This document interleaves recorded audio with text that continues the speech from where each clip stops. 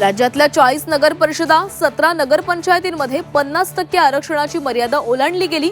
राज्य निवडणूक आयोगाची कबुली। आज सुप्रीम कोर्टात होणाऱ्या सुनावणीकडे लक्ष।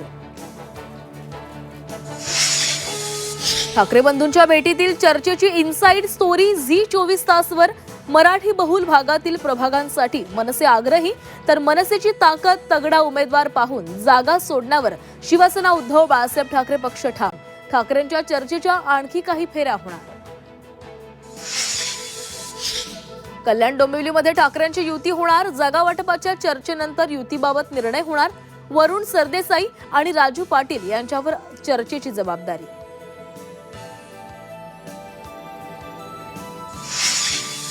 महायुतीमध्ये सुनील तटकरेंनी धृतराष्ट्राप्रमाणे मिठाचा खडा टाकला। शिवसेना आमदार महेंद्र दळवींचा हल्लाबोल। तटकरेंमुळे जिल्ह्यातील वातावरण बिघडल्याचा आरोप। परळीची बदनामी करणाऱ्यांना मतपेटीतून उत्तर द्या। धनंजय मुंडेंची मतदारांना भावनिक साद। परळीत जात धर्म चालत नाही हे राज्याला दाखवून द्या, मुंडेंचं मतदारांना आवाहन। देवेंद्र फडणवीस गृहमंत्री आहेत, जास्त वळवळ कराल तर फडकून टाकू। भाजपा आमदार आशिष देशमुखांची विरोधकांना उघड धमकी। काँग्रेसवाल्यांनी कळमेश्वराची संस्कृती बिघडवल्याचा आरोप। झी 24 तासनं उघड केलेल्या जमीन गैरव्यवहाराप्रकरणी ऑमिडियाचे पार्टनर दिग्विजय पाटलांची आज चौकशी।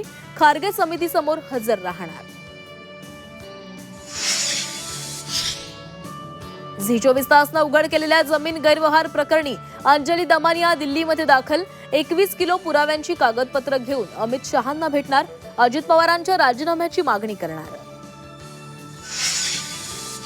मंत्री संजय शिरसाट यांच्या अडचणीत वाढ। सिडकोतील कथित 4500 कोटींच्या जमीन घोटाळ्याची चौकशी होणार।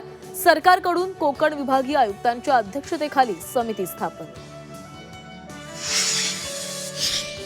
जुन्या नांदेड शहरामध्ये गोळीबाराचा थरार। 2 गुन्हेगारांमध्ये वाद। गोळी झाडून एकाची हत्या। बीडच्या केजमध्ये आरटीआय कार्यकर्त्याच्या मित्राला मारहाण। महिला उपसरपंचाच्या पतीकडून बेदम मारहाण। विकास कामांबाबत माहिती घेण्यासाठी गेला असता मोबाईलमध्ये व्हिडिओ केला चाराग। 1 डिसेंबर पासून मोठे आर्थिक बदल होणार। पेन्शन, कर, सीएनजी, पीएनजी, एलपीजी पर्यंत विविध नियम बदलणार।